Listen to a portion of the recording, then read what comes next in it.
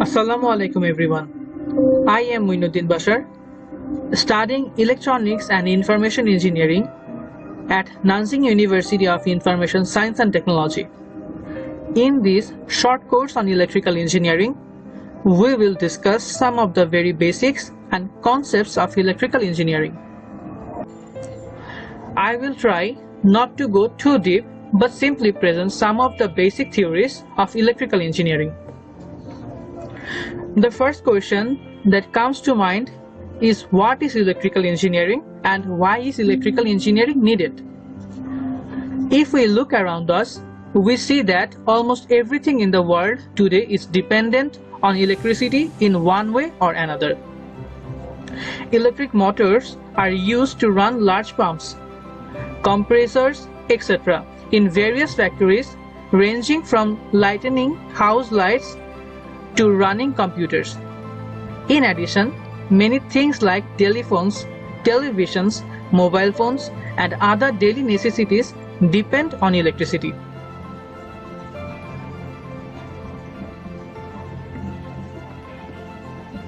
From personal experience, we can say that electrical engineering is the study of electricity, electrical equipment, and electromagnetic force, and trying to use the ideas and experiences gained from it for the benefit of human beings. Since the scope of electrical engineering is much larger today, electrical engineering is divided into several cases. I don't know if there is any institutionally specific division, but I usually divide electrical engineering into 5 parts. Number 1, power generation and distribution.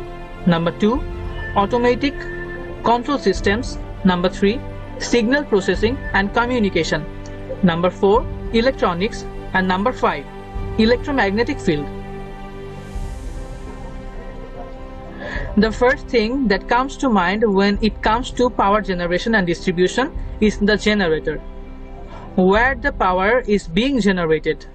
After that, the main task of this department is to distribute the electricity in the human house or factory using various electrical equipment like transformers, its breaker, switch, capacitor, etc. Ensuring the reliability of all these electrical appliances is also very important in this case, as our goal will be to deliver the electricity to the buyer as safely as possible without interference after production.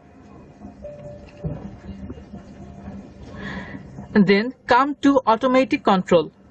Automatic control devices are usually made up of a combination of different sensors. For example, an air conditioner. If a specific set point is created to keep the room temperature at a certain level, then if the room temperature rises above the set point, the device will detect it through the temperature sensor and turn on the air conditioning unit. Then suppose an automatic door. If people come, the sensor will sense it and open the door by itself. When people cross again, the door will close automatically. Another great example is the autopilot-like function of an aircraft. Autopilot software can operate the aircraft on its own. A complex control system consisting of wind speed, aircraft speed, vibration sensors, direction indicator, and many more. Then comes signal control and communication. Almost everyone is familiar with this field. Television, telephone, satellite, mobile phone all fall under this field. Although methods such as digital image processing are closely linked to computer science, much of it falls into the category of digital signal processing, that is electrical engineering. Then there are electronics. Nowadays, when you hear about electrical technology, the name of a company like Intel or Apple or IBM comes to mind. In the field of electronics, electrical instruments are made using things like transistors, diodes, integrated circuits, etc. which are mainly based on semiconductors. Making a microprocessor or computer hardware falls into this category. It is perhaps the most glamorous branch of electrical engineering in the world today. Finally, there is the electromagnetic field. This field works much like an electromagnetic induction from the background, so its application does not seem to catch the eye.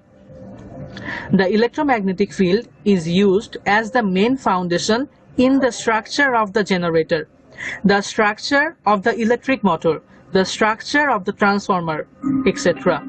Many electromagnetic field theories are also used in the shielding that is used to protect the aircraft from lightning or electric shock in windy weather.